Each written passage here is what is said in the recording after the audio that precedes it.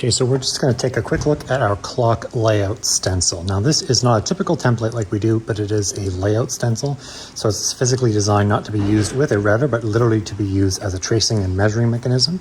We have a set of lines going from 8, 9, 10, 11, 12, 13, 14, and 15 inches in diameter. This entire thing is 15.75 inches. And we have marker lines at every point of the clock. So if you are making clocks and you're laying out dials and having to measure them, including the distance from the edge of the circle, or rather the distance from the edge of the perimeter, this stencil is going to help you. Now again, you're going to want to lay out your clock depending on if it's anywhere from 8 to 16 inches. Lay it out based on those lines, and then you can use these lines to exactly mark your dial markers. So I'm just going to show you in this case, assuming this was a cut out circle I was making a clock for, once I lay it out and have my perimeter set, I can automatically mark center where I know where my center hole is going to be, and I can automatically create a series of lines with a sharp pencil or pen.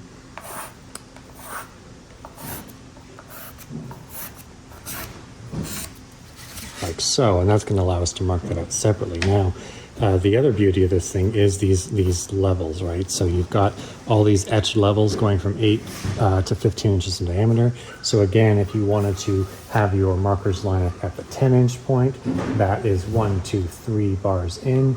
You can literally come and go and just mark here without having to measure anything else. So really, this is made for people who are making clocks out of wood and then having to lay out their dials manually.